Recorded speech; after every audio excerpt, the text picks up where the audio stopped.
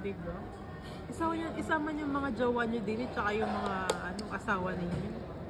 Hindi kayo Mag-away yun. Legal o hindi? Kahit. Jowa at asawa eh.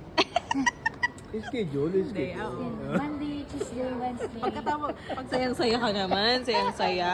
pagkatawag niya sa mga asawa niya sa Pilipinas, iyakagin yung jowa niyo din. Bakit ka ba nagmamadali? Basta. Saan ka ba pupunta?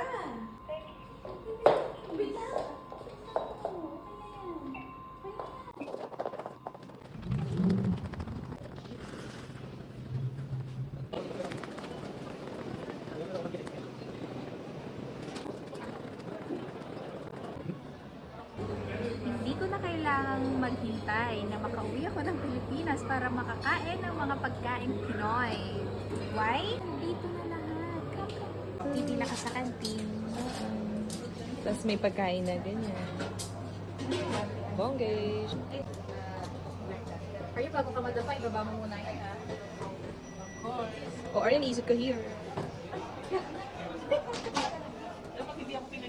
Ang laki pa naman. Sa Kokoto we have chicken and gulay with rice. May kasama pa tong sabaw. Free. Perfect. Tingnan nyo naman. Oops. Tabi. Bye. I'm going na. Dine-in. Dining at sabaw. Pwede siyang mamili simula sa, basta combo 3, start up siya ng beef tsaka fish. So pwede siyang beef or fish, pwede siyang beef or chicken, or beef or gulay. Basta may beef na.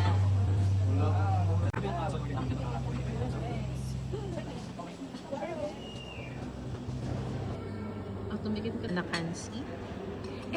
May nakita ko dyan parang may langka siya. Si Kuya. Si Kuya na. Siyempre, favorite ko. May ang bango niya.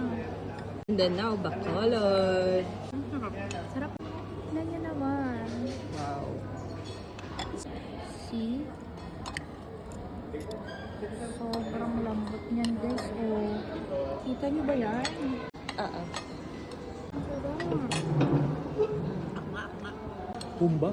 Yeah. Ano pa na ano, Ang isang pumba? kagayat. Ang tikman mo na, kuya. Dali. Sarap. Okay, that's it. Gutom na talaga ako. Nakakapaglaway.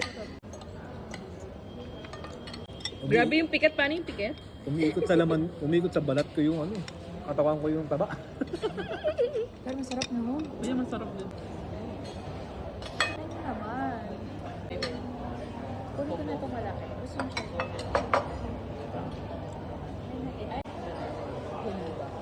Hindi, ano pala tama ka Arya?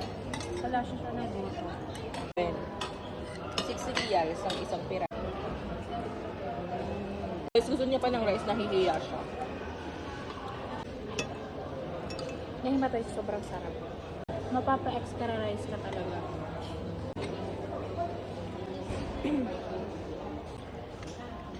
Kulutok. Oh, crispy. The provenance. That's collagen. Parang susupin. Gusto niyo pang rice? Kami ihaw-ihaw siya. Anong karinderya story mo niya? Parang 7 pesos or something. Well, lumakit ako na hindi ko pinakain to. Kasi isipin mo, taba. Ako laman lang. So ngayon, sarap pala. Kaya pala yung matatanda, gusto mo nga ganito eh. So now, na-realize mo, Nakakamata. matanda ka na rin. Parang gano'n lang. Mga ka-fuse, tingnan naman ninyo, 11 na. Malapit na silang magsara. Kasi hanggang 11:30 lang sila, diba? Tingnan nyo, dami pa rin bumibili.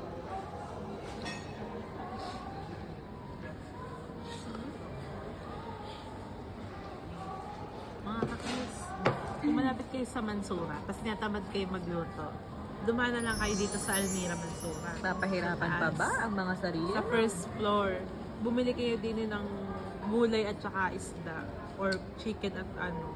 Tikisog ng inyong pagkain. Thank you, brother. Ba't po pinapagalitan mga kakayos? Napabili mo lang naman Tapos sila. bumili kayo ng halo-halo, kinsela. Digo? Kaya taga saan?